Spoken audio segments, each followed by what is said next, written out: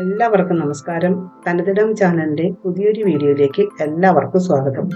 ഇന്നത്തെ video September മാസത്തിൽ നമുക്ക് നട്ടുവളർത്താൻ പറ്റുന്നതായ ചില പച്ചക്കറി വിളകൾ ഏതെല്ലാം എന്നുള്ളതാണ്. വീഡിയോ കാണുന്ന എല്ലാവരും ചാനൽ ഒന്ന് സബ്സ്ക്രൈബ് ചെയ്യുക, ലൈക്ക് ചെയ്യുക, കമന്റ് ചെയ്യുക, കൃഷി ഇഷ്ടപ്പെട്ടവരിലേക്ക് ഷെയർ ചെയ്യുക.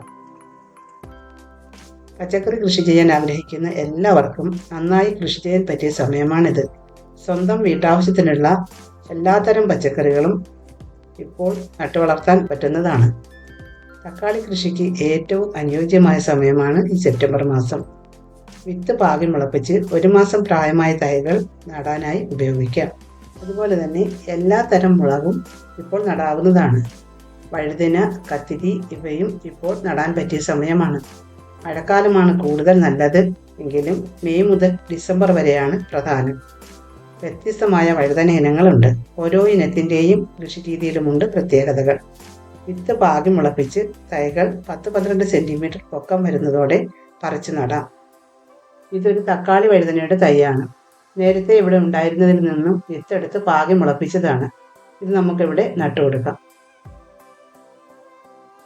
തക്കാളി, വഴുതന, മുളക് എന്നിവയിൽ പൊതുവെ കണ്ടുവരാറുള്ള ഒന്നാണ് പാട്ടരോഗം.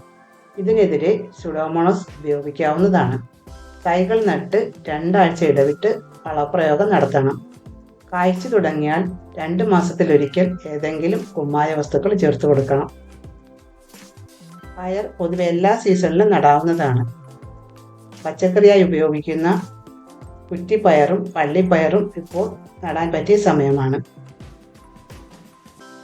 ട്രൈക്കോഡർമ സമ്പുഷ്ടീകരിച്ച ചാണകം അടിവളമായി ചേർത്ത് വിത്ത് തടത്തിൽ നേരിട്ട് നടാവുന്നതാണ്. വള്ളി വീശി തുടങ്ങുമ്പോൾ 2ാമത്തെ വളം കൊടുക്കണം. പയറിന് മൂടിചീയൽ രോഗം ഉണ്ടാകുകയാണെങ്കിൽ സുഡോമോണസ് 20 ഗ്രാം 1 ലിറ്റർ വെള്ളത്തിൽ എന്ന തോതിൽ കലക്കി തടത്തിൽ ഒഴിച്ചു കൊടുക്കാം. മുഞ്ഞ, ഇലപ്പേൻ എന്നിവയ്ക്കെതിരെ വിവേറിയ 5 ml 1 ലിറ്റർ വെള്ളത്തിൽ കലക്കി സ്പ്രേ ചെയ്ത് കൊടുക്കാവുന്നതാണ്. ഇപ്പോൾ നട്ടുവളർത്താൻ പറ്റിയ ഒന്നാണ് നിത്യവഴുതന. ഇത് ഞാനിവിടെ നട്ടത് കുറേ നല്ലപോലെ കായ് പിടിച്ച് തുടങ്ങിയിട്ടുണ്ട്. ഇപ്പോൾ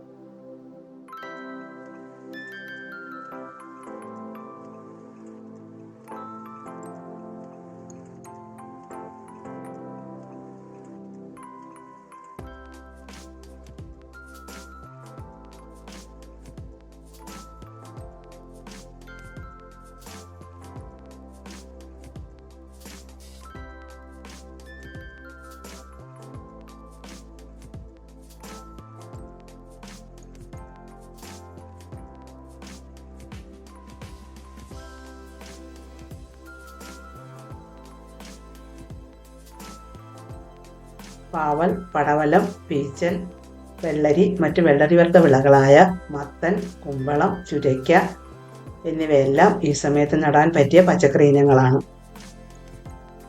ഇത് പീച്ചലിൻ്റെ വിത്താണ്. ഇത് നമുക്കിന്നിവിടെ നട്ടുകൊടുക്കാം. ഇത് കുമ്മായമിട്ട് പുളിരസം മാറ്റിയ മണ്ണിൽ ചാണകപ്പൊടിയും കോഴിവളവും ചേർത്ത് വെച്ചിട്ടുള്ളതാണ്. ഇവയെല്ലാം വള്ളി വീശി തുടങ്ങുമ്പോൾ പന്തലിട്ട് കൊടുക്കണം. പൂവിട്ട് തുടങ്ങിയാൽ fish amino acid 5 ml 1 litre വെള്ളത്തിൽ ചേർത്ത് സ്പ്രേ ചെയ്ത് കൊടുക്കണം. 10 ml 1 ലിറ്റർ വെള്ളത്തിൽ ചേർത്ത് തടത്തിലും ഒഴിച്ചു കൊടുക്കാവുന്നതുമാണ്. ശീതകാല പച്ചക്കറികൾ നടാനുള്ള തയ്യാറെടുപ്പ് ഈ സെപ്റ്റംബർ മാസം മുതൽ തുടങ്ങാവുന്നതാണ്. സെപ്റ്റംബർ, ഒക്ടോബർ മുതൽ ജനുവരി, ഫെബ്രുവരി വരെയാണ് ഇതിൻ്റെ നടീൽ കാലം.